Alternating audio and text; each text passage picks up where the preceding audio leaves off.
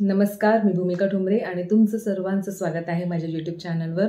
आज 21 तारीख आहे आणि आता फक्त 10 दिवस ऑलमोस्ट राहिले आहेत 2024साठी। आणि 2024साठी 1 तारीख ही आपली फार एक स्पेशल डेट असते पूर्ण वर्ष कसं जाणार हे डिसाईड करण्यासाठी। तर 1 तारखेला ज्या करायच्या गोष्टी आहेत त्या मी तुम्हाला आज व्हिडिओमध्ये सांगणार आहे। मी ऑलरेडी विजन बोर्डवर व्हिडिओ बनवलेला आहे, तो मी डिस्क्रिप्शन बॉक्समध्ये त्याची मी लिंक आज टाकून देईन। सो ट्राय करा की 2024मध्ये तुम्हाला ज्या काही गोष्टी हव्या आहेत पूर्ण वर्षासाठी तुम्ही जे गोल ठरवलेले आहेत तर त्याची एक लिस्ट बनवा। आज मी पण डायरी माझी कॅरी केली आहे, ही बघा। आणि म्हणजे हा बुकमध्ये मी आज माझी पूर्ण ज्याची मला गोष्टी हव्या आहेत 2024साठी तर त्याच्या मी लिस्ट बनवणार आहेत आणि मग त्याप्रमाणे मी माझा विजन बोर्ड बनवणार आहे। तर तुम्ही सुद्धा थोडा वेळ स्वतःसाठी काढा, त्याच्यावर तुम्हाला ज्या गोष्टी हव्या आहेत त्यासाठी म्हणजे विजन बोर्डसाठी ज्या गरजेच्या गोष्टी आहेत त्यासाठी तुम्ही एक लिस्ट तयार करा आणि त्या लिस्टप्रमाणे आजपासून तुम्ही इमेजेस गोळा करायला चालू करा। जर तुम्ही त्या इमेजेस गोळा कराल तर त्या तुम्ही तुमचा चेहरा लावून क्रॉप करू शकतात किंवा जर तुम्हाला ते एडिट करून म्हणजे जर तुम्हाला तुमचा त्याच्यावर चेहरा लावायचा नसेल तर जस्ट तुम्ही तो फेस कट करून सुद्धा ते इमेजेस त्या विजन बोर्डवर लावू शकता। आणि त्या विजन बोर्डवर तुम्हाला तुमचे अफर्मेशन्स लिहायचे आहेत की तुमच्याकडे ती गोष्ट ऑलरेडी आहे या तऱ्हेने। जसं की जर घराचा गोल असेल तर तुम्ही लिहा की मी माझं 2 BHK हाऊस म्हणजे एन्जॉय करत आहे, त्या बाल्कनीमध्ये बसून तुम्ही व्ह्यू एन्जॉय करत आहे। किंवा तुम्हाला काही तुमच्या इंस्टाग्रामवरचे फॉलोअर्स हवे असेल तर तुम्ही लिहा की माझे इंस्टाग्रामवर किती 1000-10,000 तुम्हाला जे काही फॉलोअर्स हवे ते झाले आहेत। सो बिझनेस अचीव करायचा असेल आणि त्यासाठी पण तुमचा काही गोल असेल तर तुम्ही लिहा की माझ्या बिझनेसची इतकी ग्रोथ झाली आहे, तर मग त्या रिलेटेड तुम्ही त्याचे फोटो गोळा करा आणि ते तुम्ही तुमच्या विजन बोर्डवर लावा। तर विजन बोर्ड तुम्ही चार्ट पेपरवर तयार करू शकता। ते त्या गोष्टीशी तुम्हाला ज्या गोष्टी तुम्हाला हव्या आहेत ते त्याचे फोटो गोळा करून तुम्ही ते कट करून त्याच्यावर तुम्ही ते लावू शकता, म्हणजे स्टिक करू शकता। आणि जर तुम्हाला चार्ट पेपरवर नाही करायचं तर जसं मी सांगितलेलं की तुम्ही मोबाईलमध्ये सुद्धा तुमचा विजन बोर्ड बनवू शकतात, तर ते सुद्धा तुम्ही करू शकता। पण त्यासाठी तुम्हाला ज्या गोष्टी हव्या आहेत त्यासाठी तुम्ही ते लिहा, आतापासून विचार करून टाइम घ्या थोडा, ती लिस्ट बनवा। त्यानंतर 2 डायरीज घ्या। मी ही अशी फुलस्केप पेपरची बुक घेते ज्यामध्ये मी प्रत्येक महिन्याचं डेक्लरेशन देते आणि जी दुसरी माझी बुक असते त्यामध्ये माझे अफर्मेशन्स आणि ग्रॅटिट्यूड असतात। सो मी ते पूर्ण म्हणजे मला ज्याला ग्रॅटिट्यूड द्यायचं ते मी त्यामध्ये वर्षाला स्टार्टिंगला लिहिते आणि हेच तुम्ही पुढे प्रत्येक महिन्याला कंटिन्यू पण करू शकतात ग्रॅटिट्यूड। कारण का जर आपल्याला ग्रॅटिट्यूड वॉक करणं म्हणजे पॉसिबल नसेल तर तुम्ही काय करू शकता, तुम्ही तुम्हाला जो कधी वेळ मिळतोय तुमच्या ऑफिस डेस्कवर बसून किंवा जेव्हा काही तुम्हाला पॉसिबल आहे तेव्हा तुम्ही त्याच्यावर सकाळी उठून सुद्धा ज्या 10 माणसांना किंवा 10 गोष्टींना तुम्हाला जर ग्रॅटिट्यूड द्यायचं असेल तर तुम्ही त्या बुकमध्ये लिहू शकता। अफर्मेशन्स मी वर्षातून फक्त एकदाच लिहिते स्टार्टिंगला बुकच्या, तर मग तुम्ही ते वर्षाच्या स्टार्टिंगला अफर्मेशन्स लिहा। मग ते तुमच्या हेल्थशी रिलेटेड असतील, तुमच्या वेल्थशी रिलेटेड असतील, तुमच्या फॅमिलीशी रिलेटेड असतील, तुमच्या बिझनेसशी तुमच्या जॉबशी रिलेटेड असतील आणि मनीशी रिलेटेड असतील। असे तुम्हाला जे गरजेचे वाटतात असे अफर्मेशन्स बनवा आणि ते लिहा। जसं अफर्मेशन्स कसे बनवायचे हे पण मी तुम्हाला सांगितलं की I am worthy, I am trustful, I am successful, I am healthy, तर तसे तुम्ही मराठीमध्ये सुद्धा बनवू शकता। तर हे झाले तुमचे अफर्मेशन्स। तर त्यासाठी तुमची काय झाली, एक डायरी बनलेली आहे। जी मी दुसरी डायरी बोलली आहे त्यामध्ये मी काय करते, जनरली माझं जे वर्ष नवीन जी स्टार्ट असते त्याच्यामध्ये मी 2023साठी मी डेक्लरेशन केलेलं, तसं म्हणजे पूर्ण वर्षासाठी मी ते डेक्लरेशन करते। तर तुम्ही 2024साठी डेक्लरेशन करायचं। आणि आता मी कसं केलेलं आहे ते पण मी तुम्हाला सांगते। मी केलं आहे डिअर भूमिका आणि ते पूर्ण म्हणजे एक मैत्रीण आहे माझी जी मला लेटर लिहिते आहे की तिने माझ्यामध्ये जे मी वर्षाला जे माझ्यासाठी मला ज्या गोष्टी हव्या होत्या वर्षासाठी तर ती त्या गोष्टीसाठी म्हणजे ते बघून ती खूप प्राऊड फील करते की माझ्याकडे त्या गोष्टी आहेत। तर एखादी मैत्रीण तिच्या दुसऱ्या मैत्रिणीच्या अचीवमेंटवर कशी रिॲक्ट करेल, किती खुश होईल आणि तिने जे अचीव केलं आहे त्याबद्दल तिला किती म्हणजे छान वर्ड्स तिच्याबद्दल लिहेल, किती कौतुक करेल, अशा तऱ्हेने तुम्हाला ते लेटर लिहायचं आहे। तर मी ते माझं लेटर इथे लिहिलेलं होतं, हे माझं मी दरवर्षी प्रत्येक वर्षाला मी लेटर लिहिते. सो मी असं लिहिते की डिअर भूमिका, म्हणजे एक मैत्रीण मला ते डिअर भूमिका म्हणून ते लेटर लिहिते आहे, की ज्याच्यामध्ये मला जे जे गोल हवे होते 2023साठी त्या रिलेटेड मी तिने मला लेटर लिहिलं आहे. की जसं मी त्याच्यामध्ये बघितलं आहे की तिने लिहिलं की मला तुझं, ती समजा इंस्टाग्रामच्या प्रोफाईलवर जाऊन तिने मला बघितलं अचानक आणि तिने बघितलं की भूमिकाने काय काय घेतलं आहे, की ती ग्रोथ झाली आहे. किंवा ती फेसबुकवर गेली, तिने बघितलं त्यामध्ये सुद्धा समजा तिने बघितलं की हिच्याकडे गाडी आली आहे, ती नेहमी त्या गाडीबद्दल बोलायची आणि आज ती गाडी तिच्याकडे आहे. तिने घर घेतलं आहे, ती नेहमी बोलायची तिला असं घर हवं आहे आणि आज तिने ते घर घेतलं आहे. तर मग ते बघून तिला किती आनंद वाटला. तर ती त्या मैत्रिणीला लिहिते की मला खूप छान वाटलं की तू नेहमी असं घराबद्दल बोलायची आणि आज हे तू घर घेतलं आहे.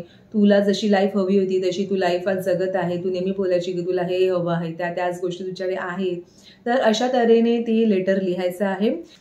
त्याच्यानंतर नेक्स्ट पेजवर मी पूर्ण वर्षासाठी डिक्लेरेशन झाल्यावर काय करते, हे झालं माझं जानेवारीचं डिक्लेरेशन. तर हे 2023मध्ये मी केलेलं आहे.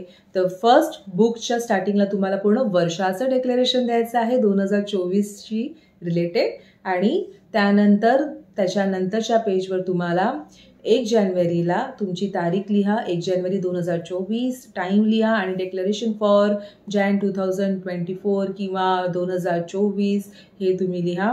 आणि त्याच्यावर लिहा की म्हणजे हा तुमचा महिना कसा आहे.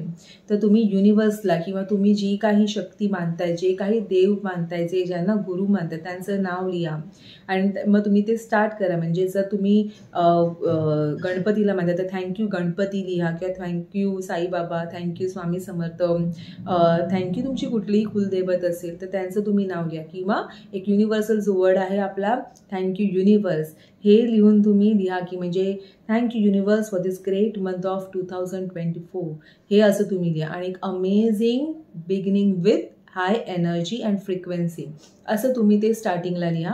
आणि त्याच्यानंतर तुम्ही डिक्लेअर करा हा महिना कसा असणार आहे. हा महिना एक सेलिब्रेशन असणार आहे.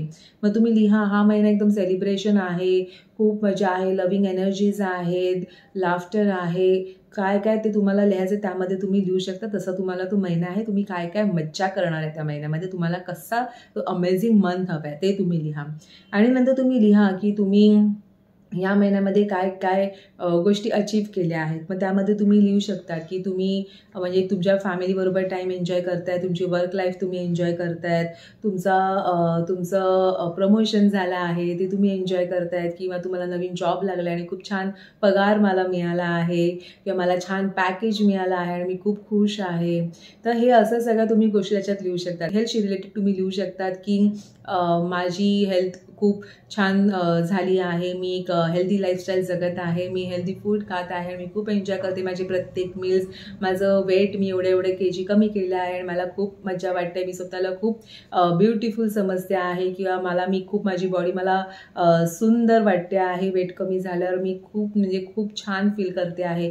या सगळ्या गोष्टी तुम्ही त्याच्यामध्ये लिहू शकता. तर हे तुमचं झालं जानेवारी मंथसाठी. आणि असं तुम्ही प्रत्येक मंथसाठी दरवेळेला डेकोरेशन द्यायचं आहे. तर हे झालं तुम्हाला प्रत्येक महिना जर छान घालवायचा असेल तर हे तुमचे डेक्लरेशन झाले. आणि मी प्रत्येक महिन्यासाठी करते आणि मी तुम्हाला सांगते, तुम्हाला विश्वास बसणार नाही, पूर्ण वर्ष कसं निघून जातं हे आपल्याला कळतच नाही. म्हणजे मला असं होतं की 2023 आत्ता तर चालू झालेलं आणि संपलं सुद्धा, 2023 डिसेंबरसुद्धा आला. तर मग ही जी नवीन महिन्याची आपल्याला जी एक्साइटमेंट असते नवीन वर्षाची, की वाव नवीन वर्ष आपलं चालू होतं वगैरे, आणि कधी चालू होतं कधी संपतं कळत नाही, इतकं छान इझी अँड एफर्टलेस तुमचं वर्ष जातं. तर नक्की करून बघा, म्हणजे तुम्ही स्वतः एक्सपिरियन्स कराल की माझं वर्ष कधी चालू झालं कधी संपलं कळलंच नाही, इतकं अमेझिंग, इतकं छान झालं, इतकं मस्त गेलं आणि मी एवढ्या अचिव्हमेंट्स त्या वर्षामध्ये मिळवल्या आहेत, एवढ्या सगळ्या गोष्टी मला मिळाल्या आहेत. खूप मस्त वर्ष होतं असं वाटतं. आणि हे मी गेली 2 वर्ष करते आहे. तर इमॅजिन करा माझी 2 वर्ष किती मस्त गेली असतील की मला कळली पण नाही. आणि आज मी तुमच्याबरोबर हे शेअर करते कारण का कुठलीही गोष्ट स्वतःपर्यंत लिमिटेड ठेवायची नसते. जर तुमच्याकडे काही गोष्टी आहेत ज्यामुळे तुमच्या लाईफमध्ये फरक पडला आहे तर ते तुम्हाला दुसऱ्यांमध्ये वाटायलाच हवेत.